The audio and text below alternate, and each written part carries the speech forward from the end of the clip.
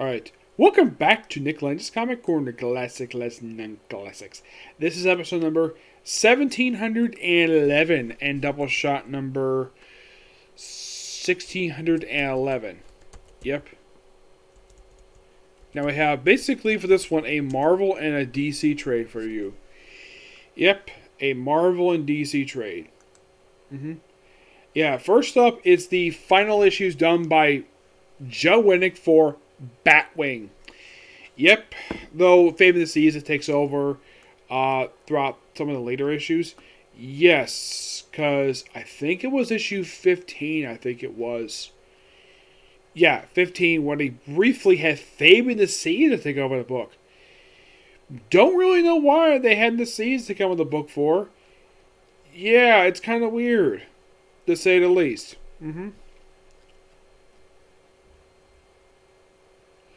Yeah, as far as I can tell, they don't really give an explanation for this at all. No, not really. Yeah, and these issues here are the beginning and the end of the David Bowie era for Batwing. Yep, because when I discuss the very next Batwing trade, which I have next to me, it's a physical trade for it.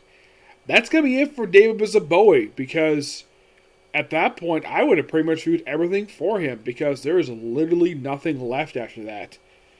Because he starts being well, I'll get to that when I get to 19. So this one, basically, the first portion. Now, here's the strange thing, though. Joe Winnick stays on here just for 2 issues of this trade, and the remaining 4 issues of this one is all done with Fame of the Seas. Yes. Like, it's weird, though, like, because here's the weird thing, though, like, right after Winnick wrapped up his run for this book, he stopped working for DC. No, seriously, this was his last book he officially worked on. Because, not really sure why, it's just that this was the last book he officially worked on. Yeah, because he hasn't, like, there has been trades released since then. Yes, definitely there has been. Yeah, there are in fact other books basically that he worked on. I still have a chance to work on, like his Green Arrow and Green Lantern stuff, which I'm very much looking forward to discuss at some point. Yeah, but for some reason, like, it's weird though, like, he finished up Catwoman issue number 0, and in the case of this book, he leaves after only 14 issues. Yeah, seriously, it's like 14 issues, and that's it for Batwing. Because he just leaves. If I get a chance to meet Winnick, I'm going to ask him that obvious question. Why did you leave this book for? Yes.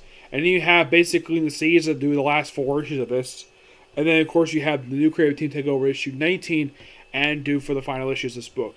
Now, the case of the Seas issue, the Winnick issues are quite interesting. The Seas is a bit irritating, basically, of how some of the supporting characters are written here. Yeah, mostly put with the first couple issues. It's just the debut of the character named Dawn, who is an associate, who becomes an associate of Batwing, and also, now I should point out though, in the previous trade, that, well, Batwing asked this officer he works with on a date, but apparently, yeah, this also, the 13 starts something that basically leads to the reason of what happens in issue 19. Okay, now, it turns out, though, that basically David's partner is taking bribes. Yes, taking bribes. So Batwing beats up some guy, and of course Dawn, who basically she's not the partner, she's somebody else. And it's weird though. Like, okay, we have issue 14 here. Final issue Winnick's run, and him taking these other people, and of course you think of these other person pops up here.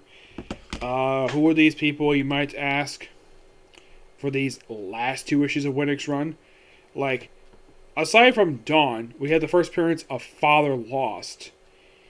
Yes, Father Lost, who is only in a few issues. After issue 15, he's gone. Yeah, as for why he was dropped from the book, who the heck freaking knows? Because Aziza basically dropped him for somebody else. Yeah, they dropped him for for no reason at all. And then with issue 16, We have just a standalone character named Makesberry, which that kind of plays a minor role into many issues of this run. And then we have debut of, well, the return of Sky Pirate. Well, issue 17 pretty much has debut of Sky Pirate. And he's here for 17, 18, and last time we see him was 19. And I'll get to more of that basically when I discuss the very next trade. And so basically, also in the thesis run, basically David Zaboe, apparently because of the fact that, well, people don't trust him anymore for reasons, he got benched. Yep. It's weird though, like, okay, we have an issue ended basically with Dawn getting stabbed, and in issue 15 we have a brand new writer. At least it feels as though the season actually continues what Winnick did, probably because he abruptly left the book. Mm-hmm. So,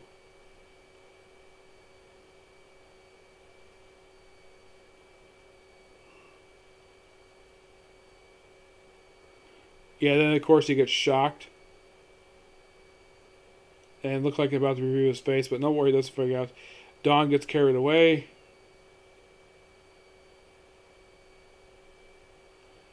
And of course, more stuff with the Batcave stuff.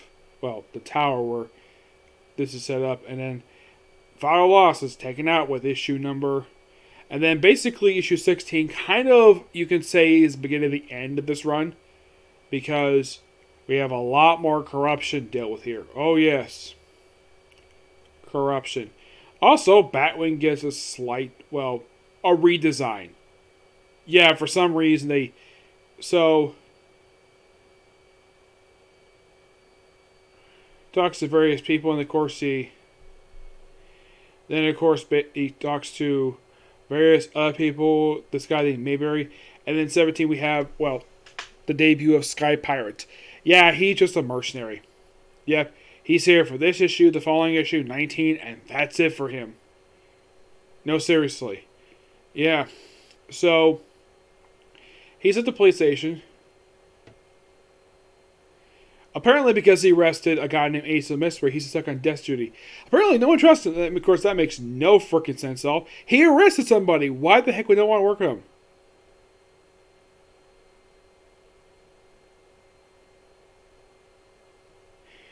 And why the heck is he? Yeah, apparently because he's doing his, like, this is basically how the season writes this. Kyle, why don't you help me get off the blacklist? You're in a whirlpool, Dave. I don't want to drag down. Is he bothering you? Kyle will stop. It's okay.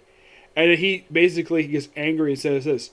No, don't stop. I'm sorry if doing your job is a bother. Sorry if not taking bribes is a problem for all of you. Ain't you all be disgusted with yourselves? How you claim to uphold the law if you let money buy justice as a reward for all the good you've done, Zaboe. That's of course the other guy says it. You can sit at desk doing paperwork, knowing maybe it would never let any judge jury convict his son. It's true justice. Wow, man, this guy's clearly on the payroll of this guy that he just arrested. And yeah, all because he arrested one guy who happens to be a son of like a rich guy. Oh, you can't try him. I'm like, well, if this was the U.S., yeah, he wouldn't have this big a problem, but this is Congo. So we have the Flying Dutchman's HQ. And you're probably curious, though, why the heck does the Sky Pirate basically have a base called the Flying Dutchman? The Flying Dutchman basically is a boat associated with, like, sea stuff. Well, he's a pirate, so why the heck not? So Zaboe does his job. Does not do basically desk work because basically that's not his job. Look, Zaboe is alone. What we have to do is blame it on the prisoners. Yep. So, and then you have the Sky Base show up. Him, of course, basically taking on some mass assassin. And at 18, wow. And of course, basically like...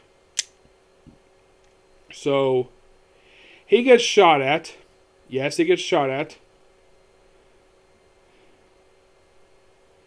And of course, the guy gets burned. Yep, and then he gets on crutches. And then, of course, basically, he goes back home, and then of course he someone gets shot, and then of course then he goes back to police HQ, where basically they dare Chastity. Said, "Boy, her dare because he's like, shut up, enough. They try to kill me. How about that?" Said Bowie, "Get in here now. I told you to keep quiet what happened. Captain, I'm sick and tired of. You are not needed at the station. You are not wanted here." And Zaboa's like, "Are you firing me?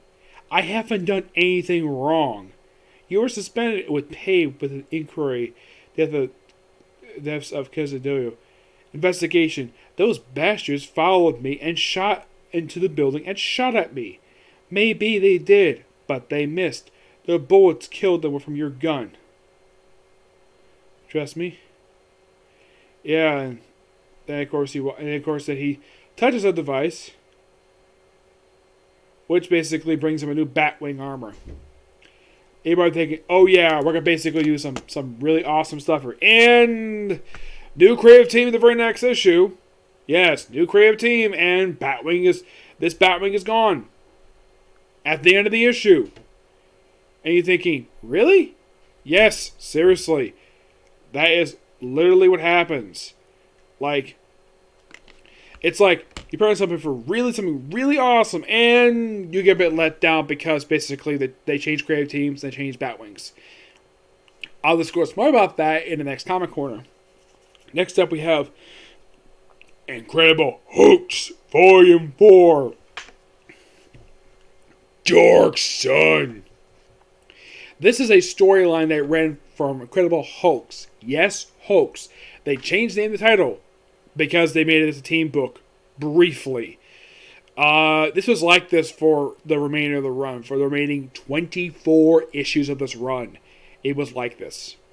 Yes, it's Hulk working with a team. Two members of his Warbound, Korg and some other guy, I don't remember his name. We also have Scar, Lyra, A-Bomb. Yeah, basically him working with the three She-Hulks, his daughter, his cousin, and his ex-wife, his son, who's Scar, A-Bomb, his best friend, and Korg. And that's it. And yeah, and well, the main villain of the storyline is a guy named Heracula, who is in fact Scar's twin brother. Yep, and this is all pretty much bringing about, like, so a lot of these covers, basically, for this particular storyline, which, by the way, this came out in this came out in 2010, just after World War Hulks. Hulk basically is, like, starting a family, in a way. Like, he's here, and of course, the storyline, like, these early issues, he's trying to reconcile with his wife. His wife tries to do the same thing in the relaunch for Jason Aaron. Here, Betty's not interested, despite the fact that he actually kept his wedding ring the whole period of time. But according to her, nope, their marriage is done. Because she was legally declared dead for 3 years. That's according to her. And of course, then we have the Hulk fighting the Secret Avengers in these issues. Yes, he fights the Secret Avengers. Why does he fight the Secret Avengers? Because, basically, a planet has popped up in orbit. What planet is, you might ask? Jarella's homeworld for the micro-universe. Yes, seriously. Jarella herself does not make a physical appearance in the book. We do have her daughter pop up in here. Yes, her daughter. And it was mentioned here about when Hulk, basically, there's a hologram of her. And this whole storyline is basically just Hulk versus his other son he had, his dark son. And Scar basically tells him, okay, he tells his father, do not fight him. I will take care of him.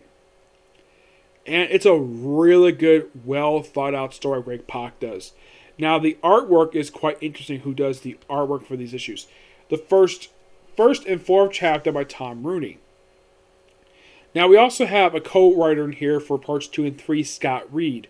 The artwork for those issues done by Brian Ching. 5 through 8 is done by Barry Kitson. Yes, Barry Kitson. Yep. And you might think, okay, now these issues do have a backup feature. And you might ask, does this trade contain the backup feature? The answer is, yes it does. Yep. So, yeah, it's a really good emotional story. And we also have references to the Son of Hulk series when we just basically, this this basically picks up with a backup feature from issues 6-0 and 6 level up. Basically, that three-parter picks up from where Realm of Kings Son of Hulk left off. Basically, you can kind of say the story started with Son of Hulk 13, went to 17 with that miniseries, and then that three backup feature, then this feature, in this arc here, and then that's it. Yeah, that's the end of Hulk's second son, because after the storyline, he dies. They basically trap him in the Earth's core. Yep. But I do gotta admit, this story is just a really good epic story. Like I said, Pac, great job. Love this cover art here for 614. It's really freaking good. So basically, Hulk's given a spaceship to go into space. Well, that ship was destroyed, though he ends up taking a Sicarian ship, basically. I don't think it was the same one he used to get from Earth. Maybe, I'm not sure. So, he used a stone flagship, apparently was buried in the ground the whole time. Yeah, probably since World War Hulk, even though at this point it's been like 3 years. So they go to space, and they basically go straight to that planet. Yep. But, really good stuff here. And Pac, great job. I give this story a 10 out of 10. It's that damn good. Yep. And you might be asking, okay, we have this story arc here. What is next for Hulk? Okay, you really want to know what's the very next story that comes out this one? The answer is Chaos War. Yes, Chaos War is next. That is the very next stuff here. Well, the tie-in for Incredible Hulk, that happens next. I'll probably get that the start of next month. Yes, I'm probably going to grab that. It's Chaos War, Incredible Hulks. Yeah, there's that one. There is Planet Savage. Yep, there's that one. And also Heart of the Monster. There's roughly about, for this run, about 3 more trades left. And that's it. So expect to see more of this next month. Along with some more Wonder Woman. And maybe some Incredible Hercules. That might be something. Yes, I'm very much looking forward to discussing more Incredible Hercules. Discussing Hercules. That'd be interesting to say the least. Yep. But yeah, that's going to be pretty much it for Signal View, and that is it videos today. So stay tuned for tomorrow. If I got time to, I'm probably going to do 1, maybe 2 videos tomorrow. One of them basically, hopefully, will be a free. If not, maybe also Comic Corner. Okay, next video. Bye.